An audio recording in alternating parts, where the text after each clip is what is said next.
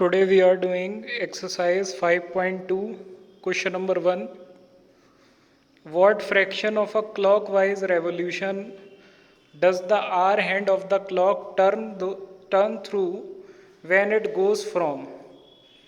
तो इसमें हमें क्लॉकवाइज रेवोल्यूशन में आर हैंड का बताना है कि अगर वो 3 से 9 पे जा रहा है, first part is 3 to 9, means अगर वो 3 से 9 पे जा रहा है तो कितना फ्रैक्शन वो क्लॉक का कवर कर रहा है. As same 6 parts are there in question number 1. First part 3 to 9, second part 4 to 7, third part 7 to 10, fourth part 12 to 9, and fifth part 1 to 10, and sixth part 6 to 3. So I am solving two parts here in this video. With the help of the first and second part, you will do left parts. Now let us see the solution. Now this is the solution of first A part 3 to 9. तो जब भी हम clock में 3 to 9 जाते हैं, जब भी are hand जो है वो 3 to 9 जाएगा तो कितने पार्ट्स वो कवर करेगा, ये सबसे पहले हमें लिखना है. So first of all we will write parts covered. तो अगर किसी क्लॉक में 3 to 9 जो है वो आर हैंड जा रहा है तो वो 6 पार्ट्स जो है वो कवर करेगा.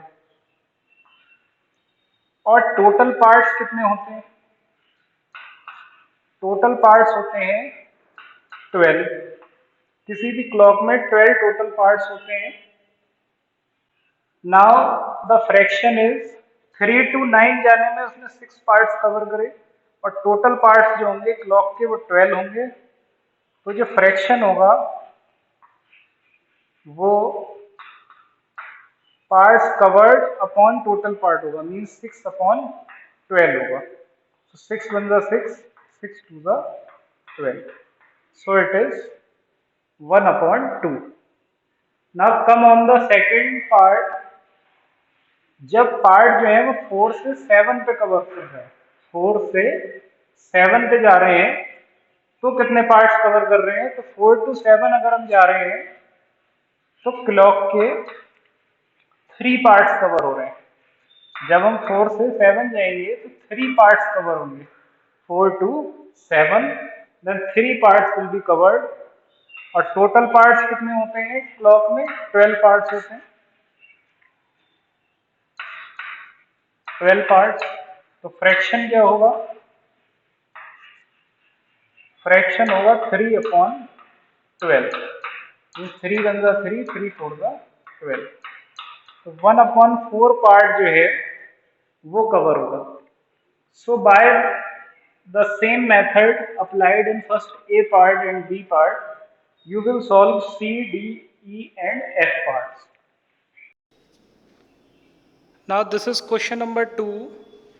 Where will the hand of the clock stop if it starts at 12 and makes 1 upon 2 of revolution clockwise? अगर हैंड ऑफ द क्लॉक जो है वो 12 पे स्टार्ट हुआ है और उसने हाफ रेवोल्यूशन किया है तो वो कहाँ पे पहुँचेगा? हाफ रेवोल्यूशन के बाद कहाँ पे वो पहुँच जाएगा? So this question consist 4 parts A, B, C and D. We will do 2 parts here in this video and then left 2 parts you will do yourself according to the explanation of question number part number A and B.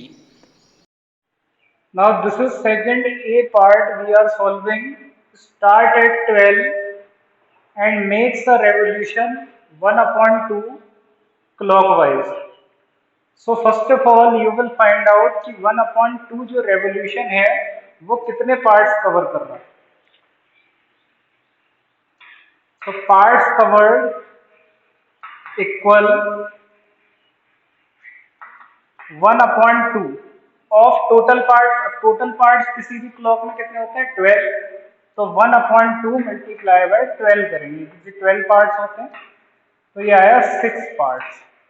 Means 6 parts जो है वो clock cover करेगी। अगर वो half revolution कर रहे हैं तो 1/2 ऑफ 12 निकालेंगे तो 6 पार्ट्स जो है वो कवर होंगे। Now start at 12 and makes a revolution of 1/2 clockwise. तो 6 पार्ट्स अगर कवर होने हैं तो यहाँ पे जो हैंड है ऑफ द क्लॉक वो कहाँ पे जाएगा? तो हम लिख सकते हैं hand will hand of clock will reach at, अगर 12 पे है तो 12 के बाद अगर हम 6 पार्ट्स और कवर करेंगे तो वो कहाँ पे पहुंचेगा? 6 पे पहुंचेगा। अगर 12 के बाद हम 6 पार्ट्स कवर कर रहे हैं तो वो 6 पे पहुंचेगा।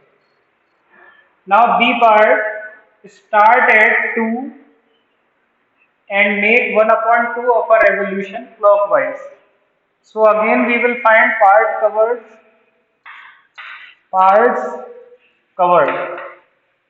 This is equal to 1/2 multiply by 12 क्योंकि 12 पार्ट्स होते हैं। 1/2 क्या कर रहा है? रेवोल्यूशन। सो 2 से 12 कटेगा, 2 6 12, तो 6 पार्ट्स वो कवर कर रहा है। और 6 पार्ट्स जब कवर होंगे तो हैंड ऑफ द क्लॉक कहाँ पहुंचेगा? will reach at